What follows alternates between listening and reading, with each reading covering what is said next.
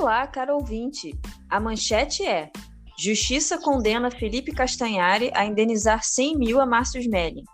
O que de fato aconteceu? Como podemos evitar que esse tipo de processo nos atinja? Qual o limite da liberdade de expressão? E afinal de contas, essa condenação é absurda, excessiva ou branda demais para os parâmetros desenvolvidos? E ainda, mesmo que você nunca tenha passado por isso, saiba agora como se prevenir. É o que nós vamos ver agora. Eu sou a Marina, advogada, e aqui no podcast do escritório Afonso Lima Advogados, o podcast legal, nós vamos trazer toda semana conteúdos informativos para que você possa saber os seus direitos. Hoje, eu estarei muito bem acompanhada pelo meu sócio, Gustavo, para falar mais sobre o caso de Márcio Smelling versus Castanhari. Tudo bem, Gustavo?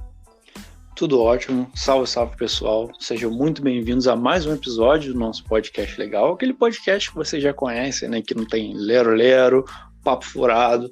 Aqui é tudo muito objetivo, sem juridiquês.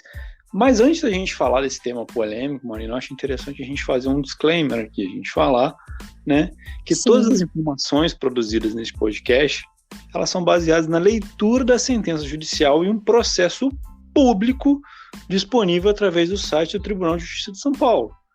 Eu ressalto, inclusive, que em nenhum momento aqui a gente vai fazer consideração a respeito do caráter, personalidade ou qualquer atributo, característica de qualquer dos dois envolvidos, né?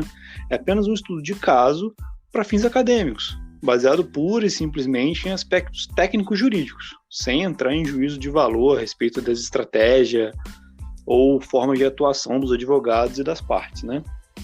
Exatamente, nem sobre a correção da decisão do juiz, enfim, nada, é meramente uma ilustração para a informação das pessoas, né? Então, vamos lá. Qual que é o resumo? De que caso a gente está falando?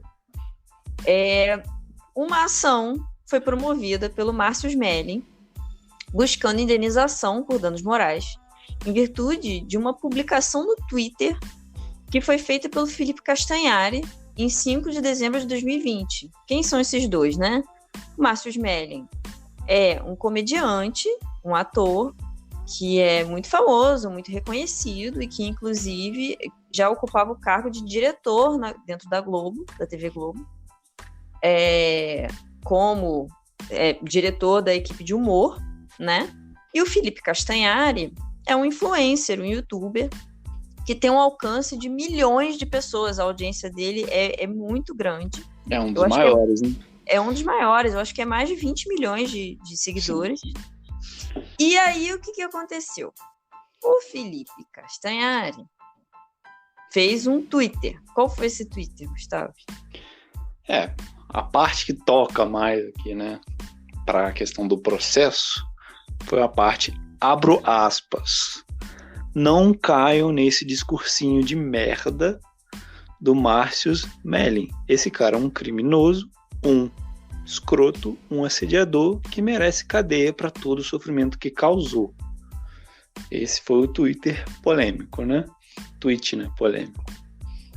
Sim, né? E também para contextualizar, esse tweet foi feito logo depois que a revista Piauí publicou uma reportagem enorme, investigativa, trazendo o relato de diversas mulheres que alegam que teriam sido abusadas ou assediadas sexualmente pelo Márcio Smelling, né? Mas isso foi uma publicação da revista a partir do relato dessas mulheres, né? Uma denúncia. Uma denúncia, isso.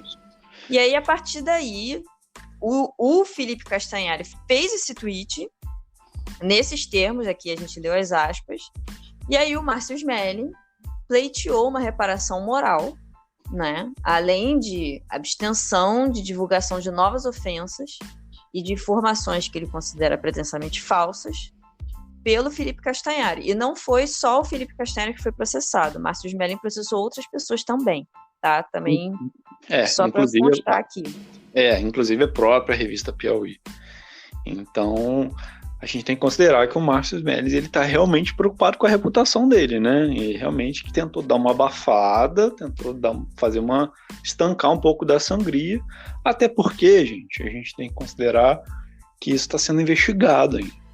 Está sendo investigado, essas denúncias estão sendo investigadas. Mas o tribunal na internet nem sempre tem paciência para esperar, né?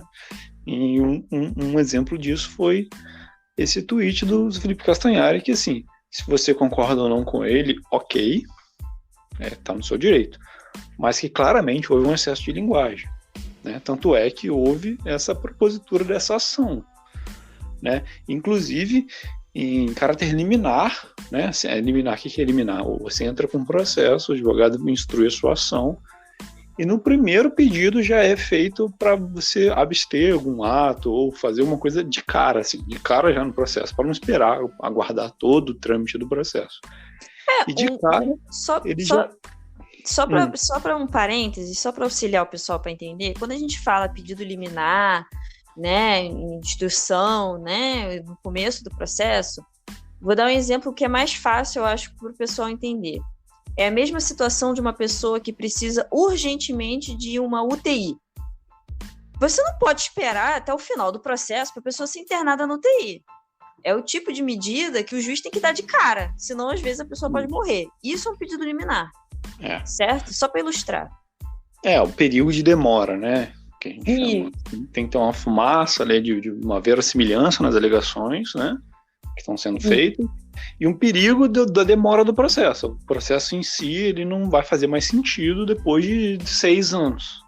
Se alguma coisa não for realizada nesse momento. Ele pleiteou que, enfim, a reparação moral vai ser feita posteriormente, mas nesse primeiro momento ele queria que já de cara fosse deletado o tweet. Isso.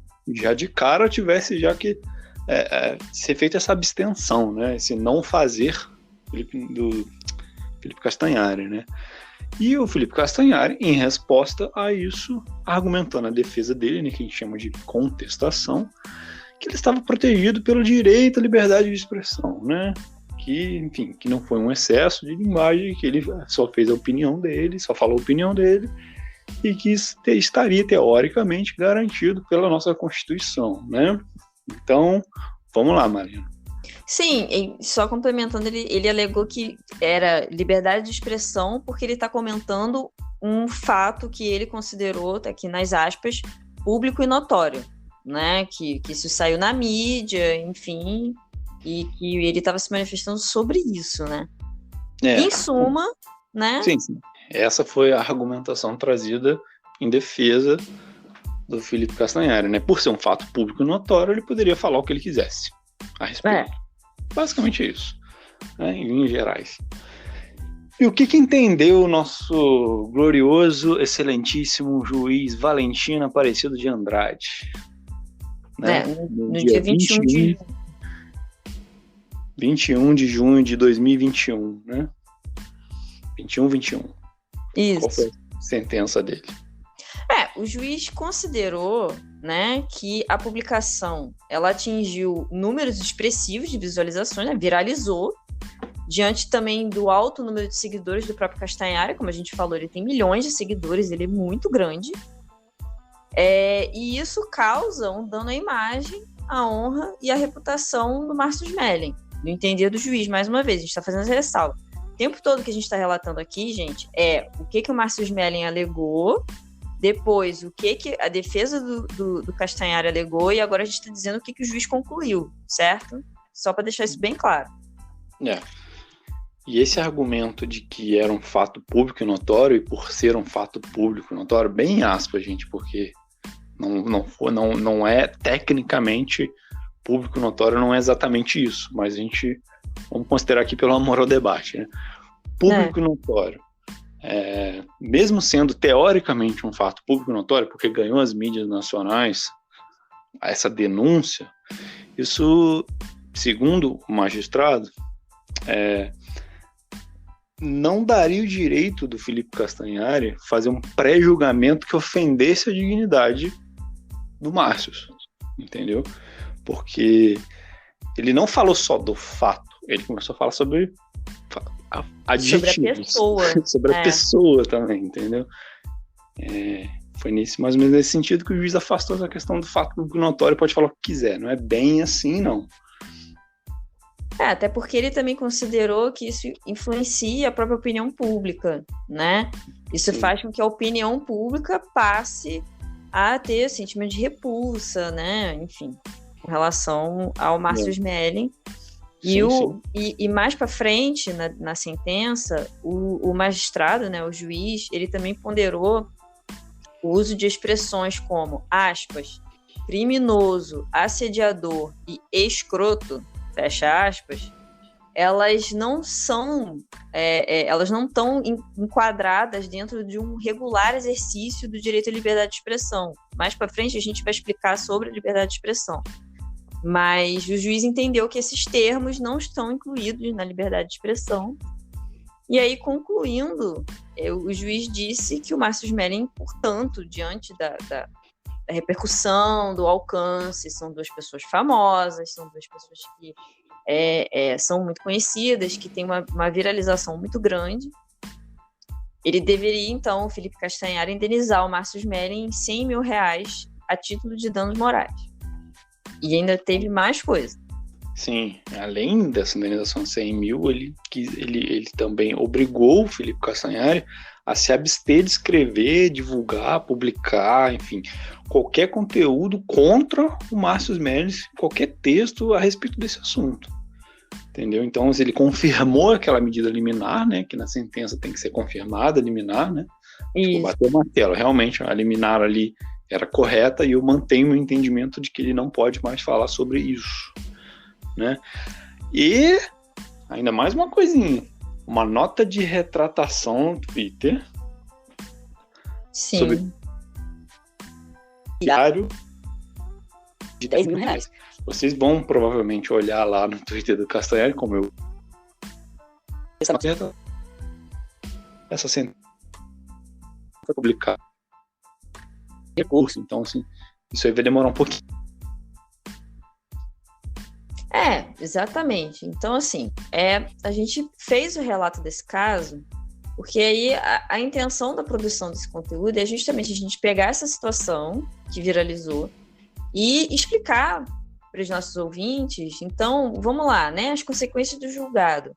O que é, então, liberdade de expressão? O que você pode falar ou não?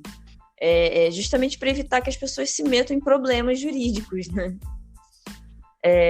Então, assim, como o Gustavo estava falando, essa sentença ela ainda não é definitiva, ela tem a possibilidade de ser recorrida, e parece que os advogados do Felipe Castanhari divulgaram nota dizendo que vão recorrer sim, mas a gente pode identificar aqui algumas premissas, né, alguns padrões nessa sentença, certo?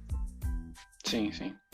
A primeira coisa que a gente pode identificar logo de cara e que a gente está sempre falando aqui para vocês é: liberdade de expressão não é uma carta branca para você falar o que bem entender contra quem for e no tom que você quiser. Sabe, a gente fez até um podcast, fizemos um artigo, tem no nosso blog, tem vídeo no YouTube, inclusive, sobre esse tema de ofensas pela internet e liberdade de expressão. Então, assim, vamos repetir novamente, existem sim limites a serem respeitados quando a gente nos expressa. Isso tanto no ambiente virtual quanto presencialmente, gente. Não é carta branca de modo algum. Nem aqui, nem em qualquer outro lugar, entendeu? Exatamente. Até porque, né, vamos lá, quais seriam esses limites, né? É a honra, a dignidade, a imagem, a reputação, ou seja, né, etc. São direitos fundamentais da personalidade das pessoas, né? Então, assim, sem entrar no mérito especificamente se a gente concorda ou não com os dizeres, nesse caso específico, no caso, a fala do Castanhari agrava-se em função dos fatos ainda estarem em investigação. Isso foi uma outra coisa que o juiz também colocou, né? Que por mais público notório que sejam os fatos, eles ainda não foram legalmente, né, tecnicamente provados, e isso foi determinante para o juiz entender pela condenação. Até porque não custa lembrar, principalmente nessa época de radicalização política, enfim, você só pode atribuir crime para uma pessoa depois que a sentença dela não tem mais recurso, depois que não tem mais como discutir em instância nenhuma, entendeu? Então, assim, político XYZ é ladrão. Peraí, ele tem uma sentença que não é passível de recurso mais dizendo que ele roubou? não, então não é certo você falar que o cara é ladrão. Você não pode chamar ele de ladrão. Não, e não só Isso está isso. na Constituição. A Constituição da República diz isso. Não, e não só isso. A gente já viu e a gente diariamente acompanha casos em que o tribunal da internet bate o martelo e depois isso se reverte, gente. Aconteceu com o Neymar, com a Nájila, aconteceu com o PC Siqueira. Então, assim, Sim. vamos ter calma, vamos segurar a emoção aí, que às vezes você tá ofendendo um cara inocente. Não tô dizendo que é o caso, não tô dizendo que... A gente não tem como saber, não tem como saber. Concluído. Exatamente. Você nota claramente que teve um excesso de linguagem nos dizeres do Felipe Castanhari, né, como a gente bem falou. Só que, de qualquer maneira, gente, uma coisa que a gente alertou já no nosso outro podcast sobre essa questão da ofensa e liberdade de expressão, é que ninguém vai censurar o que você está falando. Então, assim, você é responsável pelas consequências do que é dito. Ninguém vai chegar no computador do Felipe Castanhari e falar, isso aqui você não pode falar, isso aqui você não pode falar, isso aqui não pode... A não ser que talvez ele peça o conselho do advogado dele, e o advogado dele aconselha ele a não publicar isso. Mas isso, de qualquer forma, não é uma censura, porque... É uma consultoria. Uma consultoria. Agora, a partir do momento que ele publica isso gera dano, ele vai ser responsável pela consequência disso. Então, assim, não adianta nem a gente, de repente, levantar uma bola de que nos Estados Unidos lá é absoluta liberdade, porque não é. Não é. Eles fazem as piadas que forem e eles pagam o preço por isso depois. Isso aí, a gente até citou, acho que alguns casos do South Park. Nossa, South Park responde a um monte de processos. Eu acho que ele já tem até uma parte do orçamento dele só para pagar a indenização. Sim, chega um ponto que eles ficaram notabilizados por serem exatamente resistentes, exatamente por falarem o que pensam sempre, sem medir nenhum tipo de consequência. E eles pagam esse preço, né? Pagam esse preço. E é uma questão de escolha mesmo. Aqui é a mesma coisa. O tweet ele só foi apagado por uma decisão judicial, que é o órgão competente para fazer, aspas, essa censura, mas é sempre depois, sempre a posteriori, sempre depois do dano feito, nunca é antes, entendeu? Ninguém vai, não é o judiciário que vai olhar se você pode publicar ou não, nem enfim, nem YouTube, nem nada. Claro que tem essa polêmica, né, dos termos de uso e tudo, mas a princípio você é livre para escrever o que você quiser, você vai responder pelo excesso. Em resumo, é isso. Exatamente, né?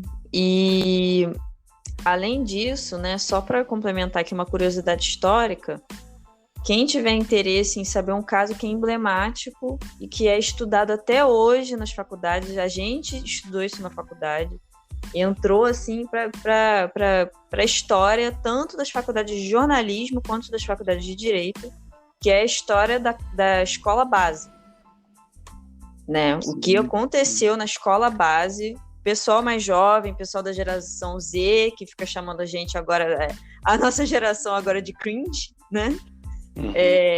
Pessoal mais novinho, dá um Google no caso da escola base.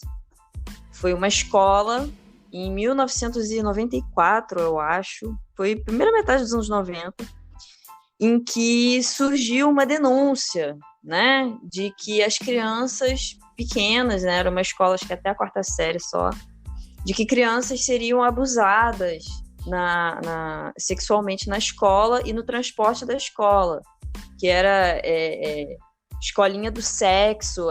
As manchetes dos jornais na época eram extremamente agressivas, assim. Foi uma linguagem muito pesada que foi usada, e isso trouxe uma série de consequências para os donos da escola e para o rapaz que era o motorista da van da escola. E, enfim, trouxe uma série de consequências. Os caras foram à falência, acabou com a vida das pessoas, acabou com a escola, eles foram ameaçados de morte. Salvo engano, eu acho que o motorista chegou a ser agredido fisicamente. Sim, no decorrer do processo. No decorrer do processo. Oi? Picharam os muros da escola, ofendiam, pichar a casa dos donos da escola. Foi um. Foi a opinião pública estava assim, completamente voltada, já estava condenado antes de iniciar o processo, antes de iniciar as investigações, né? Sim, e esse caso virou modelo de estudo, inclusive em faculdade de jornalismo, por conta disso, porque na época não tinha a internet ainda disseminada. Então, na verdade, o que aconteceu foi que a imprensa, inclusive os jornalões, trataram o caso de uma forma extremamente exagerada, agressiva, e, em resumo, no fim das contas, depois de sei lá quantos anos de processo, investigação, fizeram perícia nas crianças, exame e tal, não sei o quê, e se descobriu que os caras eram inocentes. Nenhuma criança tinha sido abusada. Era mentira. Só que aí já era tarde demais, né? Sim. Foi uma pequena mentira que foi ganhando áreas de verdade, né? Inclusive, eu estava lendo até muito tempo atrás um estudo psicológico a respeito de como foi conduzida a investigação nas crianças, né, sobre uma questão de... É um fenômeno que chama implantação de falsa memória. Quando os pais eles estão convencidos de que houve um abuso, que eles começam a fazer perguntas como se fosse um inquérito, e a criança começa a confirmar aquilo sem, na verdade, ter acontecido, porque é tudo muito lúdico, né? Ele é uma criança, a pessoa... Eram crianças muito pequenas. Muito pequenininhas e tal. E aquilo, aí a primeira confirmando isso, a segunda já foi confirmando e virou uma bola de neve. Aí chegou um ponto que não tinha mais como parar a irresponsabilidade da mídia da época. A população ficou indignada e no final das contas acabou com a vida das pessoas e eles eram inocentes. Então a gente tem que tomar muito cuidado, sim. Por isso que a gente está sempre tomando cuidado aqui. A gente fez essa ressalva de disclaimer aqui. A gente não sabe o que aconteceu, a gente não estava lá para saber se o Márcio Smelly fez ou fez o que fez. Fez ou deixou de fazer alguma coisa.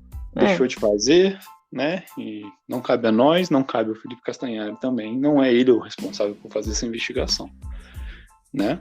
Então, exato, estabelecendo essas premissas, né? Vamos continuar, né? Poxa, vamos pelos valores. Então, assim, a condenação só pelos danos morais, nesse caso, foi em R$100 mil.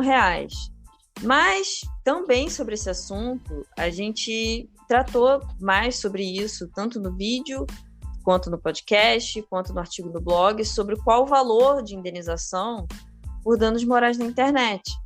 E aí, naquele conteúdo que a gente fez, a gente explica que não existe um tabelamento de valores. Certo, Gustavo? Não é igual assim, eu vou no supermercado e aí tem aquela tabela de preços. Não é assim que funciona dano moral. E nem em produtos de supermercado o tabelamento é 100%, né? Tu vai achar o preço de peito de frango num lugar com um preço, no outro vai ser outro. Aqui funciona assim também. Não existe um tabelamento, a avaliação é feita caso a caso, né? Depende de vários fatores, inclusive a intensidade da ofensa, o número de pessoas atingidas, o tamanho do influenciador digital ou do artista, né, envolvido, capacidade econômico-financeira das partes, entre vários outros. Isso tudo entra na balança. Só para citar um outro exemplo, que também um caso que ficou bem famoso, foi o caso do Caetano Veloso, que foi ofendido na internet, foi atribuído a ele um crime muito grave. Ele foi chamado de pedófilo por um influenciador e também era uma acusação totalmente descabida, não tinha nada a ver. E aí o Caetano Veloso, obviamente, processou o influenciador para que aquele conteúdo fosse retirado, que fosse feita a retratação, que é uma acusação muito grave, né? Ele foi ser acusado de pedofilia, olha só. E aí a indenização também foi, eu acho que de R$125 mil de indenização. Justamente por isso. Gente, é o Caetano Veloso, ele é conhecido no mundo inteiro.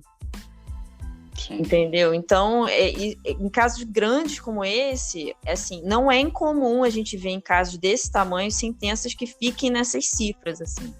São valores realmente altos. Assim, é diferente quando são anônimos. Né? Entre pessoas anônimas, vai ter dano moral? Vai. Vão ter valores que eventualmente podem ser até altos, dependendo do nível socioeconômico da pessoa. A gente já encontrou parâmetros aí de mais ou menos entre 7 e 20 mil reais, mesmo que seja anônimo. E que, poxa, é bastante dinheiro. Mas nesses casos de muita repercussão, de gente que já é famosa, que já tem uma carreira, que já tem uma exposição, os valores vão ser mais altos mesmo, porque a proporção da coisa que a coisa toma é muito grande. Isso confirma até alguns casos que a gente teve a oportunidade de trabalhar, que a gente não pode citar por uma questão de sigilo, mas são casos que giram sim em torno desse valor, às vezes até mais. Sim. Então, o valor pode assustar, né? No primeiro momento, você falou, putz, 100 mil reais, mas pro parâmetro financeiro dos dois, gente, não é tanto assim. Tá adequado. Enfim, né? Então, assim, o ideal, em suma, né? Ok, vocês estão relatando o caso, estão falando que liberdade de expressão, você tem limites, não pode acusar as pessoas sem ter terminado o processo, tudo mais, não pode fazer um excesso de linguagem. Mas então o que as pessoas têm que fazer, né? Sim. O ideal é sempre se respaldar e se atentar para esses mínimos detalhes, né, gente? A gente sempre está aqui falando para vocês. É bom vocês estudarem os temas, né? A gente divulga temas aqui toda semana com relação a isso. É bom, bota um podcast. Se você não gosta de podcast, se você quiser dar uma lida, tem o blog. Se você não quiser dar uma lida e também não tem saco podcast, porque é muito mais longo, a gente faz um vídeo ilustrando as situações, né? Desenhando mesmo, de uma forma bem simples, bem acessível, né? Sim. E no final dos contos, esse conhecimento que vocês adquirem, tanto com a gente quanto na internet como um todo, porque o conhecimento está aí para ser consultado, né? Aliado a uma assessoria de um profissional especialista em direito digital, isso vai ajudar e vai ser um diferencial para evitar esse tipo de situação. Até, né? Para citar aqui um exemplo, o programa do Greg News, na HBO. O Greg News, eles têm um episódio, inclusive, acho que é o 100º episódio deles, que eles contam como que como que o programa é feito. E aí dentro desse episódio, né, o 100º episódio que eles falam, né, como é feito o Greg News, eles mostram que tem uma assessoria prévia jurídica. Eles se reúnem, os redatores do roteiro, né, o produtor, enfim, a diretora, com advogados, para passar o roteiro para eles, para ver o que eles têm a sugerir, justamente para evitar a repercussão judicial, justamente para evitar tomar processo. Uhum. E até em outros episódios mesmo, o próprio Greg, o Gregório do Vivier, né, ele fala, né, assim, eu sou obrigado pelo jurídico deste programa a dizer supostamente. Ele acaba até fazendo piada da situação. Mas é um conselho muito bom, né? Você não é uma censura prévia, como o Gustavo falou, mas você ter uma assessoria prévia para te aconselhar, e falar, olha, você pode dizer isso de uma outra forma, né? Enfim, aí cada caso vai ser um caso. Todo cuidado é pouco, né? Da mesma forma que ele tem que falar supostamente, também pode ser feita uma assessoria para que o jurídico, a equipe ou sua equipe jurídica chega e fala, você pode falar isso, mas pode acontecer isso, isso e isso. Tá disposto? Sim. Então vai embora. Vai firme. Entendeu? A assessoria também serve para alertar possíveis problemas e a extensão que esse dano pode causar, tanto na imagem do influenciador digital, quanto enfim, na questão financeira, né? Porque vamos imaginar um cenário aqui que o Márcio Smelling, vamos supor que ele descubra que aconteça igual aconteceu com a Nájila do Neymar, descubra que as acusações são falsas. Como é que fica o Felipe Castanheira nessa? Sabe? Sim, é danoso até para a imagem dele mesmo. Sim, exatamente. E por mais que o Marcos Smelling tenha feito isso mesmo, tipo, o Felipe Castanheira tá numa situação de que ele não sabe se tá mesmo, se aconteceu mesmo ou não. Então, de qualquer maneira, pelos dois lados que você olhe a moeda, você consegue enxergar um pouco de excesso. Sim, né? Não tem jeito. Mas, como a gente estava falando para vocês, conhecimento é tudo, conhecimento é vida. Inclusive, se vocês quiserem saber mais sobre essa questão de dano moral, que é um assunto que sempre gera muita controvérsia, muitas dúvidas, as pessoas sempre procuram a gente fez um artigo também, um vídeo e um podcast específico falando sobre todas as dúvidas que vocês têm sobre dano moral. Todas. Se vocês tiverem outra dúvida, a gente vai incluir. Então, todas as dúvidas que chegam, a gente incluiu naquele texto. Então, é o artigo provavelmente mais completo sobre dano moral que você vai achar na internet. Exatamente, eu acho que são 12 itens, né? 12 dúvidas que são muito comuns, que as pessoas têm. E a gente procura responder a todas essas dúvidas, e é o que o Gustavo já falou, né? A gente procura abordar o conteúdo de várias formas, então tem para todos os gostos. Tem podcast, tem artigo e tem vídeo ilustrado de 10 minutos. Fica ao gosto do freguês. A gente vai deixar aqui na descrição. Sim. Bom, então, por hoje é só. Havendo mais informações, a gente deixa vocês atualizados. Se vocês gostaram desse podcast, curtam, compartilhem, espalhem a palavra. Toda semana a gente está produzindo conteúdo por aqui. A inscrição de vocês é um incentivo para a gente. Se vocês gostam do nosso conteúdo, mande para pelo menos 3 amigos seus, né? Vamos fazer essa corrente do bem aí. E por hora é isso. Nos próximos episódios a gente se vê de novo. Um abraço para todo mundo. Um abraço, Gustavo. Um abraço, Marina. Um abraço, pessoal. E até a próxima. Tchau, tchau.